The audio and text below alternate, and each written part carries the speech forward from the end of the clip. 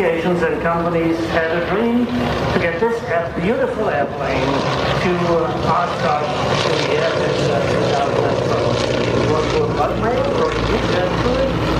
is operating this aircraft. The CEO Bernd Hokenbeck of VFL, that's the Association of Friends of Vintage Aircraft in Mönchengladbach, and the owner of Leimova, also a pilot himself from Cologne, Germany. They have the dream to get this airplane here to display it in front of the crowd, and together with 350 volunteers, they made this dream. The dream comes true flight, and quite a flight it was. Came clear over from Germany. Tell us a little bit about that trip.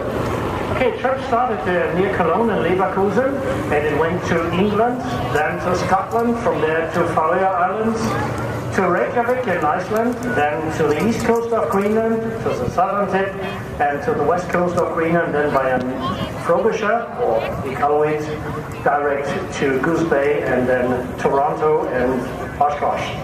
Absolutely amazing. Nice trip. How long did that take you? That took us some 52 hours, 5 days.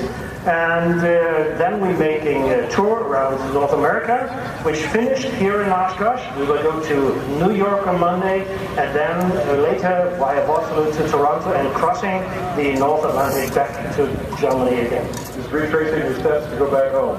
So to speak, yes. I will be on that flight. By the way, Jeff Scott as well. You may follow his story in the EAA magazine.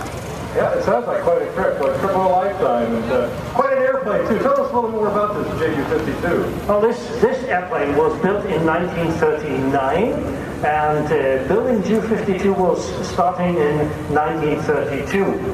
It is a maximum takeoff weight of 10.5 tons, by operating weight of 7 tons. It's 62 feet long and has a wingspan of 29 meters or 60 feet, which makes it equal to a Boeing 737 in the wingspan. This aircraft is actually built in 1939. Well, it actually served the Luftwaffe and is a survivor of World War II. Is that correct? That is correct, and it has an interesting story which tells a little bit about the strength of this airplane. When they had one of their maiden flights, this aircraft was hit in a mid-air collision by a private plane near Munich, and it landed safely with half the wing ripped off, damage to the undercarriage and everything else. And luckily, they all survived. The aircraft could land safely, and on board was the CEO of that Lufthansa, who then was so convinced about the flying capabilities and surviving capabilities that people had developed those airplanes. You know, it's kind of an extreme test, but I guess if you had to sell an airplane to the captain of an airliner, or an airline, the head of an airline, and you get half your wing torn off in a demo flight, and you land safely, that's the way to do it. That's the way to do it, I tell you. This is the old stuff which we are all dreaming about. Okay, maybe a couple of more numbers for those who are interested. Fuel consumption is approximately 95 gallons per hour. Range of approximately 6 hours. Crossing the Atlantic, we will be having a couple of fuel containers in the aircraft, so the range is extended to 900 nautical air miles. Nautical air miles because when you have the leg going from the east coast to Reykjavik, we may not have more than 8 knots headwind. Otherwise, we can't make it. I tell you what, that's amazing. Also, this aircraft, extremely maneuverable, as everybody can see, really can turn tight, and also, you can explain that a bit, but also, the engines on this aircraft bear names that everybody in America knows. Oh yes, they are BMWs, originally made, and they have 660 horsepower each, 3 BMW engines. They are made to run. That's why we are so confident that we'll get back to Germany as well. They have 2 pilots at the present time being on board. They normally have 70 passengers, and as you said, when they have these flights during the Second World War to get the soldiers out, then they have a maximum of 52 passengers on this airplane alone. They're always standing, but they were happy to get out. 120,000 soldiers were saved with this airplane, and this gave it the nickname RTU in Germany. In Switzerland later, after the Second World War, in 1951, they had a couple of avalanches And due to the very good performance of this aircraft was able to reach a couple of valleys which were devastated and cut off from the world. So also there, this aircraft was named RTU. Yeah, that's a great story. What a great airplane. What a treat for you to be supposed to bring a sticker across the Atlantic in Cologne, Germany. For us to see flying is a beautiful demonstration here at AirVenture.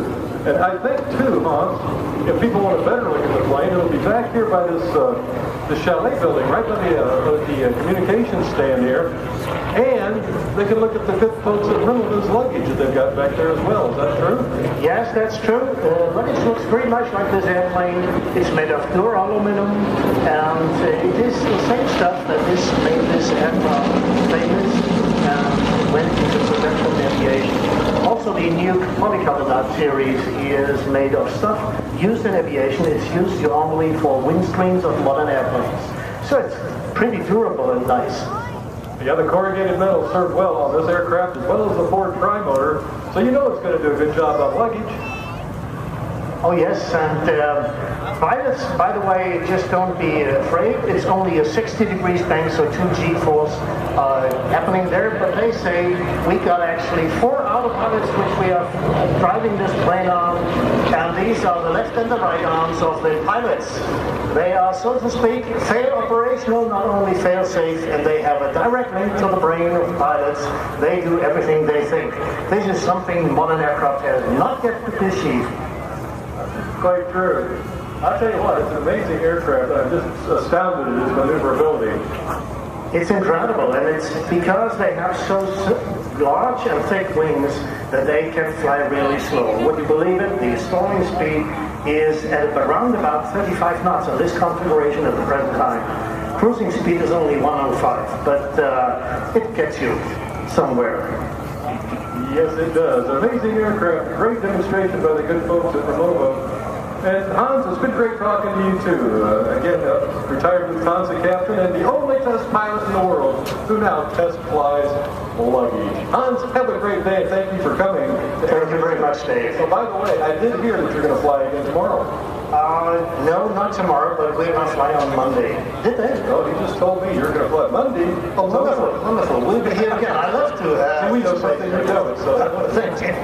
Well, there you go. Thank you so much, Hans. What's this?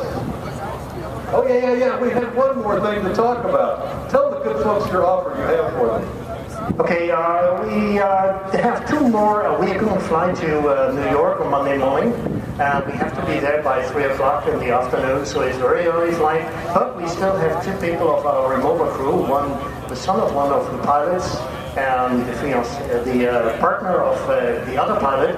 And we don't get them on the JU52, so we would ask somebody who's flying to New York with us information on Monday to take these 2 passengers. Just come over here and talk to the pilots. We would love to have such a flight.